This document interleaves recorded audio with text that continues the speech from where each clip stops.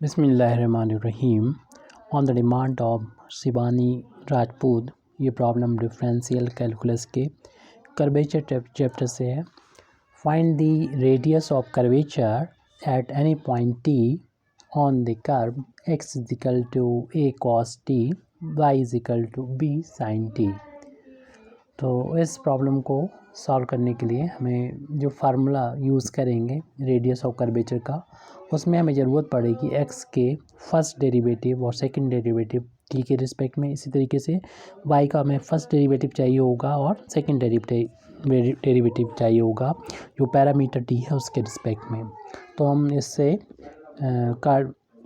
Parametric form में radius of curvature निकाल पाएंगे। हालांकि हम इसको कार्टेशियन फार्म में अगर पूछा जाए तो उसको भी निकाल के बाद में दिखा देंगे, क्योंकि यह सब दे रखा है उसके बेस पर हम चलते हैं।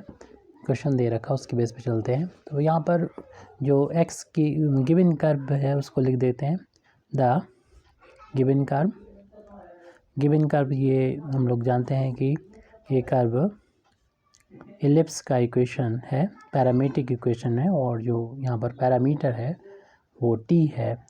पैरामीट्रिक इक्वेशन यानी x भी t पर डिपेंड कर रहा है, y भी t का फंक्शन है।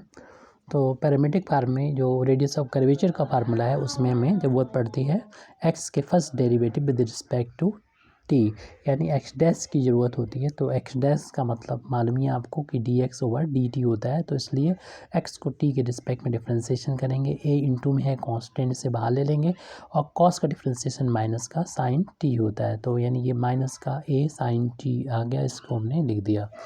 अब हमें इसके सेकंड डेरिवेटिव की भी ज़रूरत होती है, तो इसलिए जो हमारा फर्स्ट डेरिवेटिव आ चुका है यानी एक्स डैश, इसको टी के रिस्पेक्ट में दोबारा से डिफ्रेंशिएट कर देंगे तो हमको सेकंड डेरिवेटिव मिल जाएगा। यानी सेकंड डेरिवेटिव को ऐसे लिख सकते हैं, और एक्स डैश की वैल्यू आ चुकी है माइनस ए इंटू साइन टी। ए इंटू माइनस कॉन्स्टेंट है, बाहर ले लेंगे, माइनस ए कॉन्स्टेंट है, से बाहर ले लिया, और डिफ्रेंशिएशन करना है साइन का, और साइन का डिफ्रेंशिएशन हम लोग जानते हैं कि कॉस टी होता है। इस तरीके से हम लोगों ने एक्स डबल डैश की वैल्यू फाइंड कर ली है।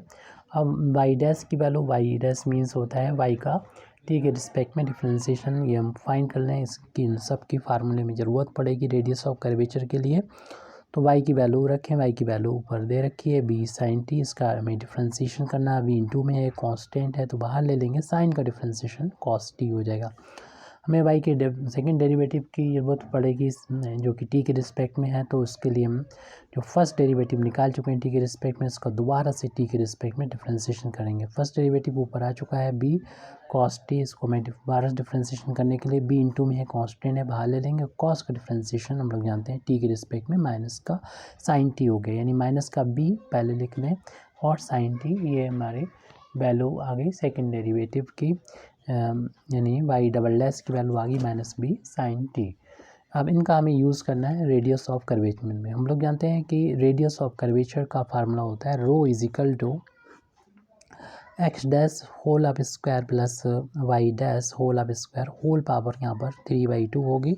और इस फार्मूले को याद कर लीजिए, x dash y double dash minus y dash x double dash, इस फार्मूले का हम यूज़ करेंगे।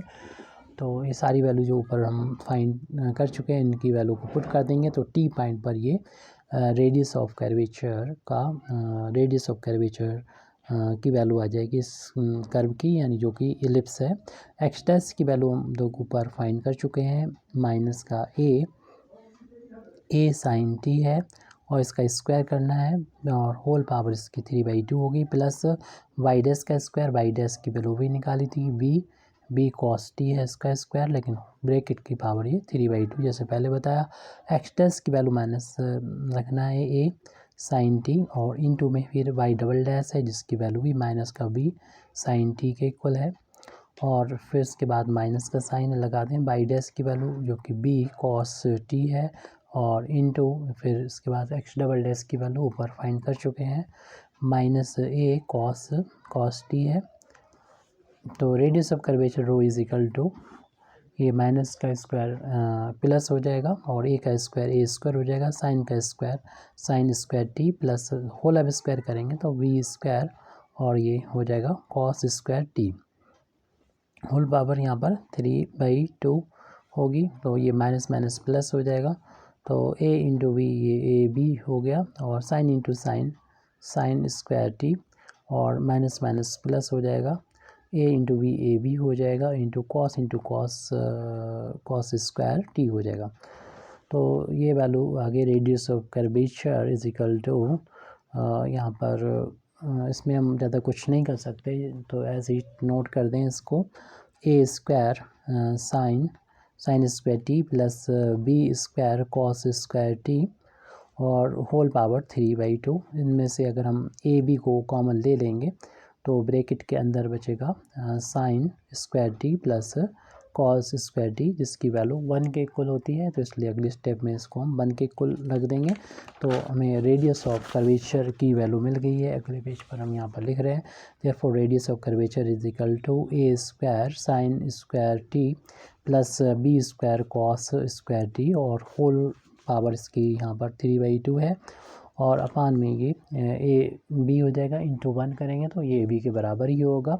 और हमसे ये क्वेश्चन हमको सेंड किया गया था, उसमें इसमें लिखा हुआ था उसके बाद इन कार्टेशियन फार्म, लेकिन यहाँ पर जैसे कि पहले भी हम सोच रहे थे कि दोनों ही इसमें बना देंगे, लेकिन फिर क्वेश्चन को सॉल्व करते ही नज़र आया ये टी पॉइंट दे रखा। तो टी पॉइंट जो है वो पैरामीट्रिक पॉइंट जो होता है वो हमारा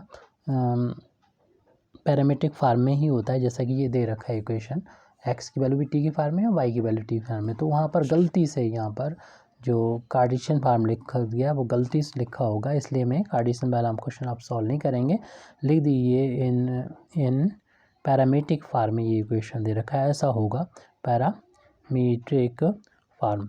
तो इसलिए हम इसको यहीं पर कंप्लीट करते हैं। Radius of curvature T point पर अगर वो कार्टेशियन फार्म में पूछा जाता तो टी पॉइंट नहीं लिखा होता, वो लिखा होता है एक्स वाई पॉइंट, इसलिए ये हमारे यहाँ पर आंसर आ चुका है। ये सवाल कंप्लीट हो चुका है। Thank you very much Indeed for listening me. व आखिर दावाना अल्हम्दुलिल्लाहि रब्बिल आलमीन।